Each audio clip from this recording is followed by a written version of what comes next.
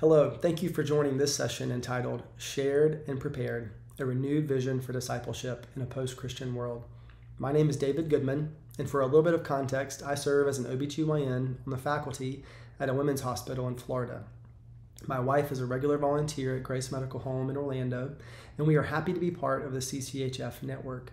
We also serve as the faculty mentors for a student ministry at the University of Central Florida College of Medicine.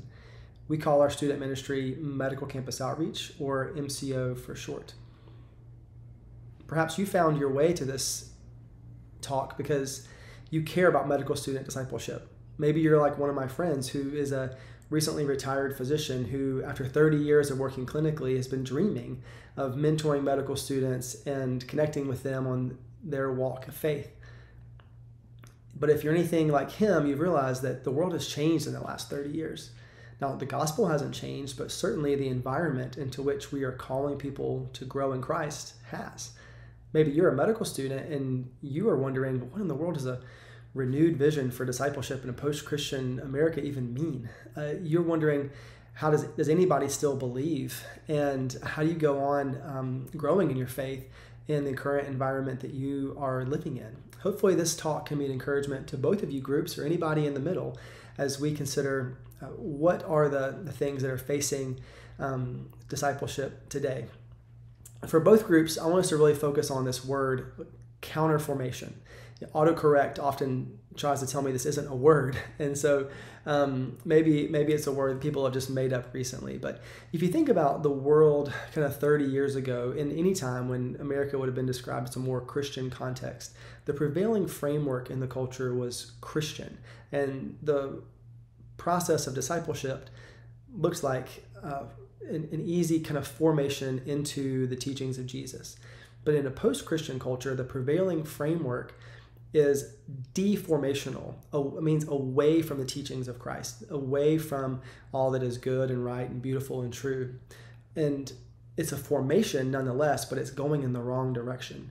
In a post-Christian culture, the role of discipleship is different. It has to be counter-formational to actually go upstream from the momentum of its host culture. Let me illustrate that with a little story next.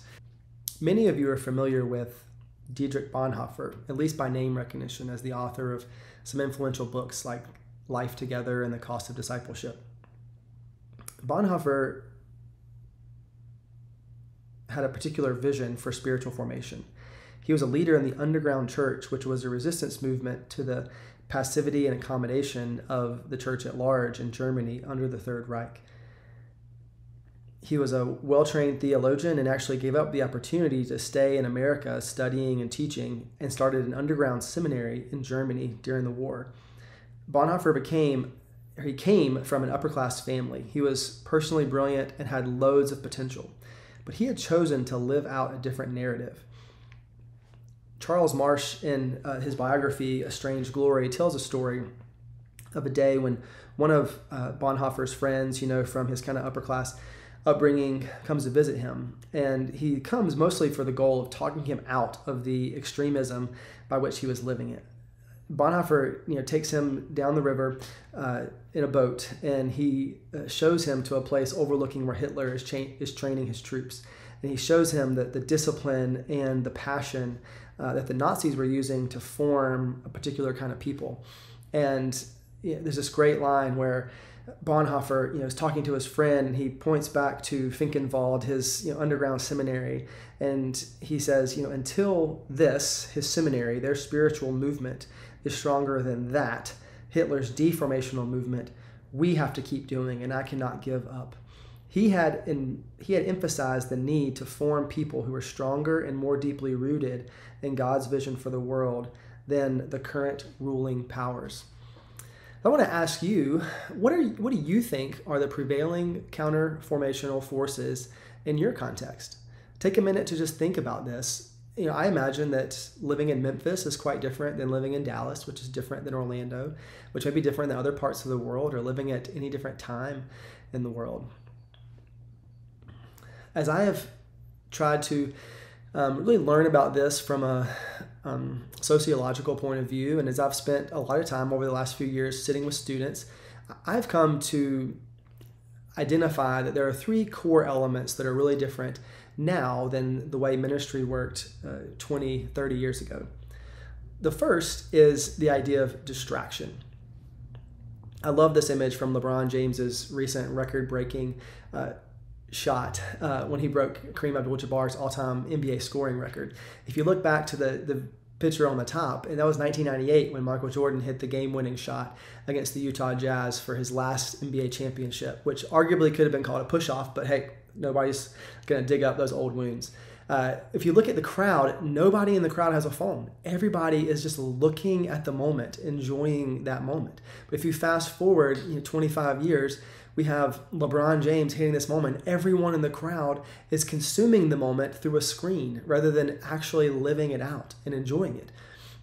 Studies show that American adults pick up their phones an average 344 times a day. And that number is up 31% from just last year. We pick up our phones every 5 minutes throughout the day. And you might be thinking, this is not me. But if you really consider how often you respond to every notification on your phone, you might start thinking a little bit differently. I know I struggle just getting this talk together because there's a bajillion things you can look up on YouTube. There's probably some emails you could check, and there's other ways that you could be spending your time. People used to say that we lived in an agrarian economy and then an industrialized economy, but nowadays people are saying that we don't really live in an information economy anymore. We actually live in an attention economy. That some of the largest companies in the world are the companies who are actually clamoring for our attention and trying to get our eyeballs glued to their screens. And some of this may be right or wrong, good or bad, nefarious or prosperous, but really it's worth us thinking about what this is doing to us spiritually. It's not inherently sinful to own a phone or to check your email or do these things, but I've heard several authors use words as of late like pathological busyness or frenetic shallowness. That what's different about discipleship than what it was 30 years ago is that people are living in this new world of just shallowness and the inability to concentrate and focus on things. We as a culture have developed this collective inability to maintain any sort of interior depth, the kind of depth necessary for a deeply spiritual life. If you combine this with kind of living in a virtual world quite often, the second thing that students these days are really facing is the reality of detachment. A recent study from the American Enterprise Institute suggests that the portion of people who can name 6 close friends dropped from 55% in the 1990s when Michael Jordan was beating the Utah Jazz to 27% recently. The people who have no close friends at all has risen from 3% to 12%. Beyond just quantifiable friendships, the last 100 years of Western society has been marked by an increasing emphasis on self-autonomy and the diminishing of deep ties to family, community, and social institutions. Mother Teresa was quoted as saying that loneliness is the leprosy of our age. It's really interesting that medical school incentivizes this in a number of ways. Medical school invites you into this cycle of pursuing a goal, asking what can you sacrifice, and then forcing you into isolation through that. I recall as a first-year medical student missing my college roommate's wedding because I had a cardiology test on Monday.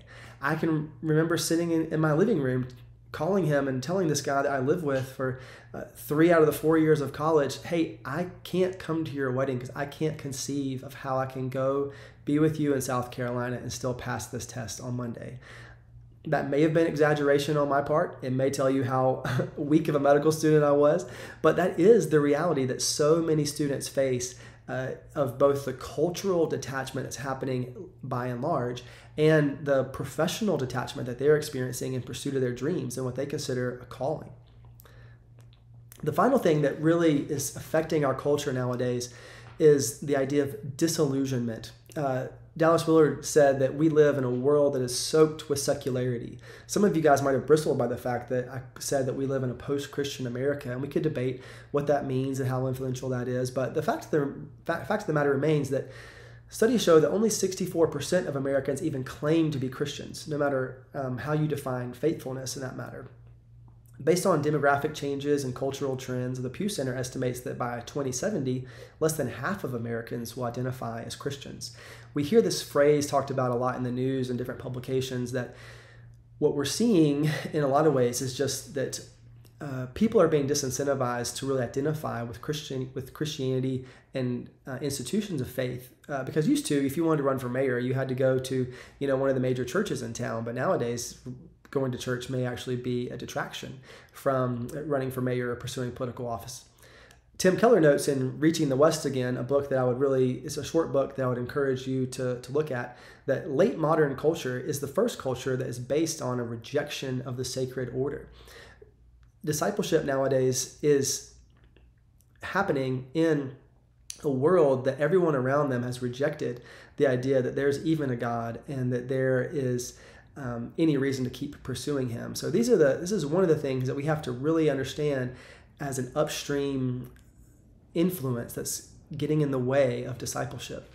So how in the world do we go about forming disciples in the midst of these sorts of three cultural pressures? One of the books that was heavily influential for me as we were starting to engage in medical student ministry was a book, Faith for Exiles, by the authors David Kinnaman and Mark Matlock. It builds off several of the Barna studies that looked at analyzing young people from 18 to 29 years old who claim to have grown up in Christian environments and have had some sort of conversion experience. What they found was that out of that generation, people who are now medical students essentially, is that 22% of them had left the church altogether. They deemed them as prodigals. 30% were unchurched, and they identified as Christians. Like if you clicked a box on the survey, that fits in that 64% of Americans who still are Christians, but they didn't go to church, and they had little evidence that their faith was actually something they engaged in on a regular basis. 38% of people were what they called habitual Christians who attended church once a month, but they did not exhibit particular beliefs or behaviors consistent with Christianity. They were still kind of culturally Christian, and going to church kind of worked for them, but it wasn't really changing their lives or changing the way they made their decisions. 10% of people were this small remnant that they called resilient disciples. They were people who attended church at least once a month, but they also have firmly committed beliefs and behaviors that are consistent with their faith. And I want to put this in a little bit of context, that if you have a group of medical students, 100 medical students, probably only a few of them are actually living this kind of resilient, discipled kind of life. What is more interesting than the statistics were the way they were able to drill down on what is it that helps form resilient disciples? What made them different than maybe their just habitual church-going neighbors in their generation? It was interesting that they broke this down into 5 kind of core practices. One being that to form a resilient identity, disciples have to experience intimacy with Jesus, which kind of goes back to the distraction and our inability to suppress our frenetic shallowness and get down to that kind of core intimacy with Jesus. And practice number 2 was that in a complex and anxious age, disciples have to develop the muscles of cultural discernment. This is part of what this talk is all about. If you're a medical student joining this, is just being able to see a little bit of cultural discernment so you can understand the waters that you're swimming in. They also pointed out that when isolation and mistrust are the norms in your culture, it's essential to forge meaningful intergenerational relationships, this is why we think that discipling medical students is so important. It also helps to ground disciples in vocational discipleship, which is why it's important for doctors and other healthcare professionals to actually invite students into a deeper understanding of what it means to live out your vocation. Practice number 5 was to curb entitlement and self-centeredness, to engage disciples in a countercultural mission. And there's all sorts of ways that can happen in medicine, and probably ways that's being discussed here at the conference otherwise. As we sought to put all this together, start to engage with medical students in inviting them into a discipleship relationship with Jesus, trying to move people, honestly, from kind of habitual churchgoers to resilient disciples, there were 2 words that really popped out for us in what became our mission statement for Medical Campus Outreach. And that was that we exist to invite students into a life that is shared in Christian community and a future that is prepared through spiritual formation. Now, the first word, shared, is really one of the most counterformational words that we could think of in a culture of isolation. If you think about what this has done in our recent culture, the pandemic has accelerated everything related to isolation. So many of our current medical students, they were going to college and having an extremely disrupted college experience. Right now, we have students that are called the stream team, where they'll go to medical school, but they never come to campus except for only the few mandatory events. And they will go to almost all their lectures digitally online, and they'll study, and you can live your whole day and your whole life without seeing hardly anyone throughout the day. Medical school, as I mentioned, intensifies this relationship with isolation on a number of levels. Recently, I heard a very wise therapist talking about medical school and doctors, and he was kind of off the cuff out of nowhere. He said, doctors have to be tough as nails. And, the people on the podcast were like, what are you talking about? It's like, nobody can tolerate the boredom and the blood the way that doctors do. And that really caught me as this powerful statement that summarizes what we're inviting medical students into.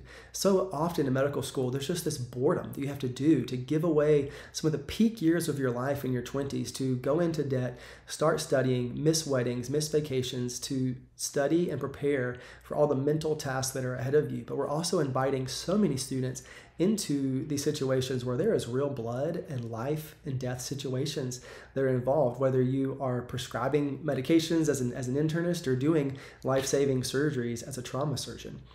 This might all seem really daunting, and you might feel like you don't have time, but there are ways you can be creative about this. Much of life happens what we call side by side and life on life.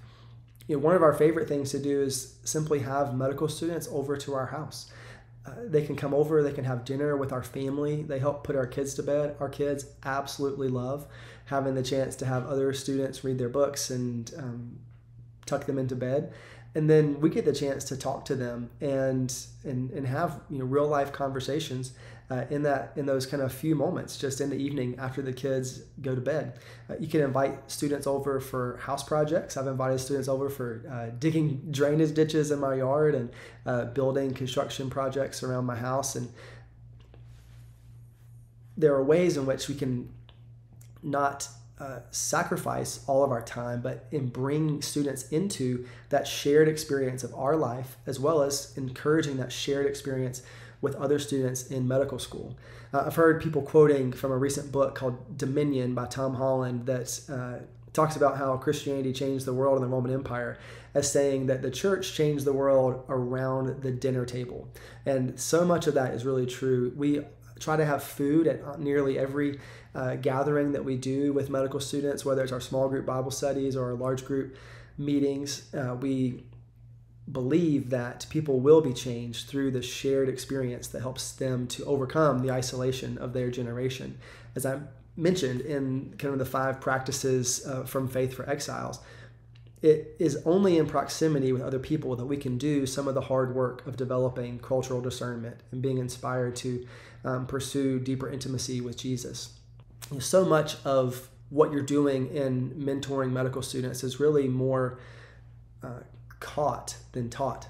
One of our students, we were going to church with him, and he, came in one day, and his eyes looked all red and bloodshot, and I was like, "Hey man, what are you doing? You okay?" And he's like, "Yeah, I worked my first, late night, 3 a.m. shift in the ED, and just came into church." I was like, "Oh wow, okay, cool, whatever." So I was talking to him about that, and then a few minutes later, my wife was talking to him, and she was asking him, and he said the same thing. He said, Dr. Goodman always comes to church post-call, and so I figured I better start getting used to it.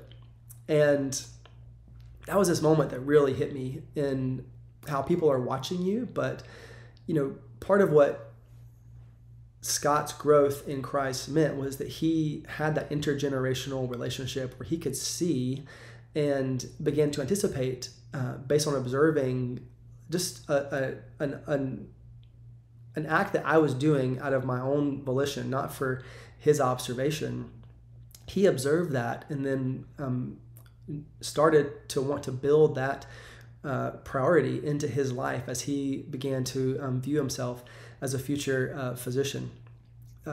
What we are doing to call medical students into a deep spiritual life is a massive task. I just think of what it takes for people to be both Christians and doctors in the world these days. Of course, you have to have your professional skills and surgical skills and your intellectual skills and all that sort of thing, but you're also called to have extraordinary wisdom to make hard decisions. You have to have incredible people skills to be able to navigate parent and patient meetings, to work in professional teams. You have to have the ability to often manage a business if you're a practice owner or in a leadership position. You have to do your own financial planning and prepare for the future and steward your wealth. You're often called upon to engage in the community and bless your community in ways that are particular to your own calling and personality. People get interested in global health and missions and church leadership. And then you have, of course, marriage to navigate and parenting and all these things that the list just goes on and on, which are way different than the responsibilities that most professionals have to bear. There's no wonder that the journey from medical school to being a resident to becoming a wise and future physician is a really difficult task. That is why we also include the phrase that we want to invite students into a future that is prepared through spiritual formation. So many students believe that they can put their faith on hold and that it will just somehow magically be there and be able to be resurrected on the other side of residency and everything that's in front of them with medical school and their medical training.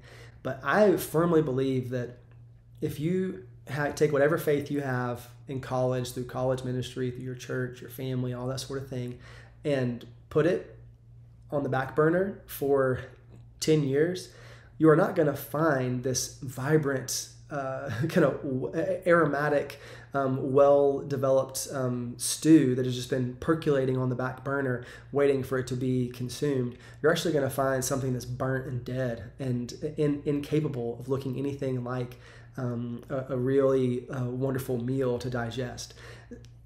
Students often live in this reality where they think that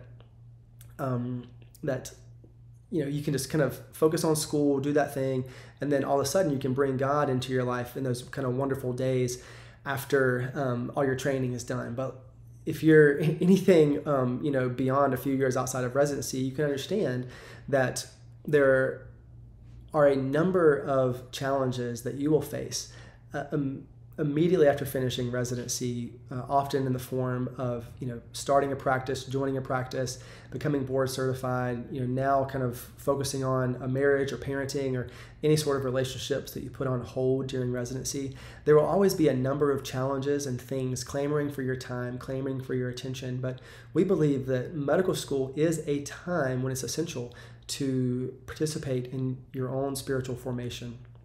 Now, there's ways people go about doing that differently. So much of our kind of popular views of discipleship really look at helping people know the right things, teaching doctrine, teaching kind of essential truths, and it's very kind of classroom oriented, and that's really important on so many levels, but it's also inefficient in a lot of ways. One of the things that another book that really influenced us as we were formulating our ministry to medical students was this book, You Are What You Love, by Jamie Smith from Calvin College. And one thing he says in this book is that discipleship, we might say, is a way to curate your heart, to be attentive to and intentional about what you love. So discipleship is more a matter of hungering and thirsting than of knowing and believing. We feel like one of the biggest challenges of discipleship is to help people curate their hearts and their attention and their intentions towards loving God and loving the reality that Jesus wants to bring into their life. We want to help them develop patterns and practices in their life that will make it possible for them to do that. We've developed a little discipleship curriculum that we use just for coffee conversations with students. This is a series of 8 or 9 kind of guided topics where we go through with students to help talk about different things, like what does it mean to be committed to growth over the long kind of course of your life? What does it mean to be devoted to Scripture and be shaped by Scripture, to be devoted to prayer and become a person of prayer in an often unbelieving world? What does it mean to walk with God in relational wholeness that includes both your desire for marriage, your pursuit of a sexual experience, and everything that comes along with that during this formative time in students' lives? We talk about things like understanding your calling and vocation, about being generous, and developing other spiritual practices. And this is really just a chance for us to sit with students, to meet with them, and help them come along and grow in their faith through developing these core habits. One of the best things that we've done is one of our sessions really focuses on Sabbath. And this practice, which is not a biblical command and for a New Testament age, but it is a wonderful opportunity to take up a counterformational practice towards the frenetic busyness that our society lives at, and to spend one day a week, or for some students just a few dedicated hours a week of a time when you decidedly stop from the labors that you think define who you are and engage with a deep rest and worship and delight in the God who made you. A couple of our students really caught on to this idea, and they've tested God in it and incorporated this into their life this year. And it was so wonderful because we knew conversations we had with particular students when we were talking to other students after they came back from the summer break. And another young lady who was talking about how she had started kind of practicing Sabbath and how it influenced her life. And we realized that my wife had talked to one of our student leaders, who had then talked to this student and had really taken what she had learned and channeled it into other students. It's been a wonderful example to just see how what we're doing to invest in students is not a waste of time. As we close, I want to leave you with kind of 3 little ideas to think about. If you're looking at building medical student discipleship into your life, or if you're a medical student who is trying to make it through medical school and wondering what you can do to grow in your faith throughout this time, I want you to really think about and focus on the word formation rather than information. There are a lot of ways to consume information in the Christian world, but if we don't do the work to really focus on our kind of core longings and our fundamental practices, that information will not translate into formation. And so I want to encourage you to take some time to think about, like, what is forming me in my life, and how do I transition from an informational relationship with God to a formational relationship with God. The second thing to think about, and it really is more of a posture to take, is that we are meant to offer people an invitation, not an expectation. For so long and in so many different contexts, the way that people hear about the expectations of Jesus is that it is a weighty expectation. But I believe that discipleship is really more a matter of invitation. Jesus, said, "Come to me, everyone who's weary, and I will give you rest." He didn't say, "Okay, then just kind of peace out and chill." He said, "No, take my yoke upon you, because my burden is easy and my way is light." And so there is work to do. There is a path you have to take to follow Jesus, but it is an invitation to kind of walk alongside Jesus in that, not an expectation to carry on your own.